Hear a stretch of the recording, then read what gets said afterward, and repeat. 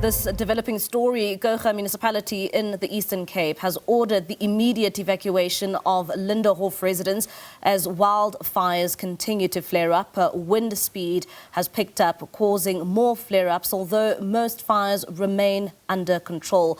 And for more on this, we'll then bring in a bit later on in our bulletin SABC News reporter Kim Daniels, and she's been monitoring those fires, as you can see there on your screen, and she's been dealing with this. This has been going on now for a couple of days, affecting the two provinces, being the Eastern Cape as well as in the Western Cape. And we do know that large scores of land have been scorched by those fires. And of course, as we continue to monitor the fires in the Eastern Cape, let's now bring in for you SABC News reporter Kim Daniels over our telephone line. And Kim, thank you so much for your time this evening. Perhaps let's start off here. What is the latest so far? We understand that residents have been asked to evacuate.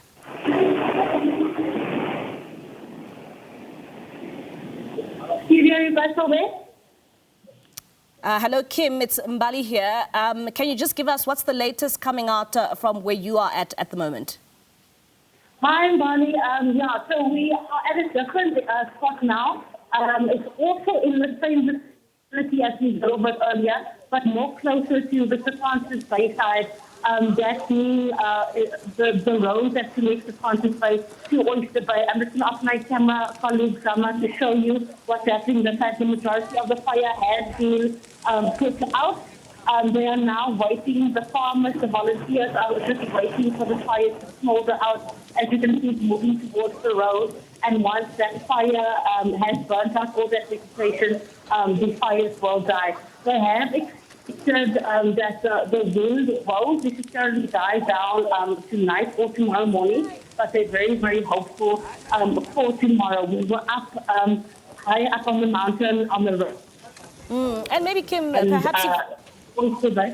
Yes, perhaps if you can give us a bit more information when it comes to evacuations. Do we know how many people have been affected by this fire, forcing them to vacate their homes? Mbali, it was a very, very small number of people that were living close to the river in this area. The fire got very close to their properties. As far as I heard from people down here on the ground, they were saying that the fire burned the Jojo tank, which one person was quite...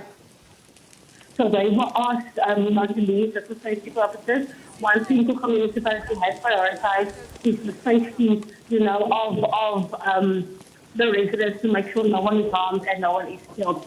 So they have been moved, or they moved themselves, or they evacuated themselves to a safer area. But as I said, and as you can see on the camera, the fires are burning, are coming down. They're reaching the edge of the road here. I'm not sure. And Kim, we've just received a statement coming out from the Kouga local municipality. They are saying that they urgently require mattresses for additional firefighting resources, and firefighters and the support teams, of course, continue to arrive there and reaching out for donations. How essential are these donations to these firefighting efforts? Oh, absolutely, essential, Mbali. These firefighters have been working tirelessly around the clock to fight these fires. And I'm not just talking about firefighters, I'm talking about volunteers as well. People have come out in their numbers, in their own accord, in their buckets, their water cans, their backpacks, to assist these firefighters in calming the storm that's for myself on the ground, especially today. The conditions are very tough, but the mood on the ground is fantastic. The firefighters are cheering each other on. They're on high spirits. The volunteers are bringing down waters and bananas and chocolates just to keep them going, So I'm saying these resources are very important, and the call for mattresses and things like that is just as important, because these firefighters and these people in this area do need to rest. It is a tough time, and we are relying on them or the residents rather, are relying on them to keep them safe. What word are we getting from the municipality as well as the firefighters and those conducting some of these investigations in terms of how this fire started and how it continues to spread? Do we have any information thereof? Obviously, Mbali, as you understand, in the western part of the Eastern Cape, we have very hot, dry berg winds, and these are accelerants for these fires. And because especially the area of Kouga is suffering a drought, there's very low water. The area is dry. It's been very, very hot. We know the South African Weather Service has issued that red selfish fire warning to the residents of the area to say, be careful. We are expecting very hot weather, very dry weather, and all these factors play a role, in the accelerating of these fires. With that warning of the South African Weather Service, they also urge residents to please not light open fires, to please not throw out cigarette butts or glass bottles, because these are also accelerants that add, to the spark of these fires.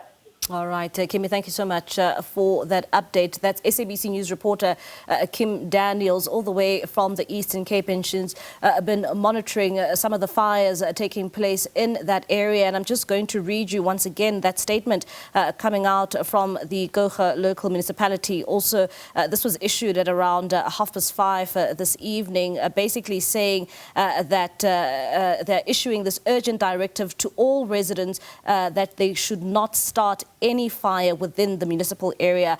They've also received a report of criminal activity involving the deliberate ignition of fires, including the burning of copper cables. So a stern warning there being sent out by the Kouga municipality.